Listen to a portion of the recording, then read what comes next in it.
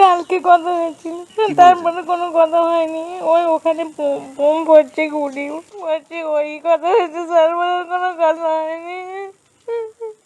আমার মা হার্টের পেশেন্ট, যদি কোনো রকম কিছু হয় পশ্চিমবঙ্গের সরকারের কাছে আবেদন করতে, যেন আমার বাবা মা যেন বাড়ি ফিরে আসে তাড়াতাড়ি।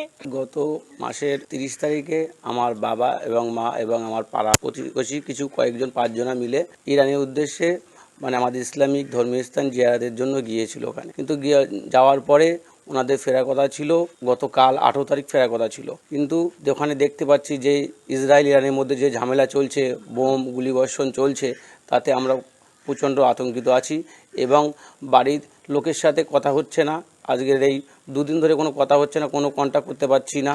ওনারাও প্রচণ্ড চিন্তায় আছে। তার জন্য আমি পশ্চিমবঙ্গ সরকার এবং ভারত সরকারের কাছে অনুরোধ করব যেন আমার বাবা মা মানে ভালোভাবে বাড়ি ফিরতে পারে এবার আমাদের কাছে যেন ফিরে আসতে পারে। তো মানে 10 থেকে 11 জনের মতো আছে। তীর্থস্থানে এনারা 5 জন গিয়েছে,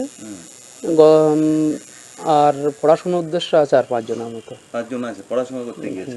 ওরা সেখানে থাকতো, তাই? ওরা থাকে, ওরা মোটামুটি 4-5 বছর অন্তর ফিরে। এনারাও বাড়ির থেকে যোগাযোগ করতে পারছে না, ওনারাও চেষ্টা করছে, যোগাযোগ করতে পারছে না। এর মধ্যে ভয়েস কলে একটু কথা হয়েছিল, ওনারা বারবার অনুরোধ করছে ওই দিক থেকে, আমাদের দিক থেকে যোগাযোগ করতে, যাতে ফিরিয়ে সুস্থভাবে ফিরে আসতে পারে।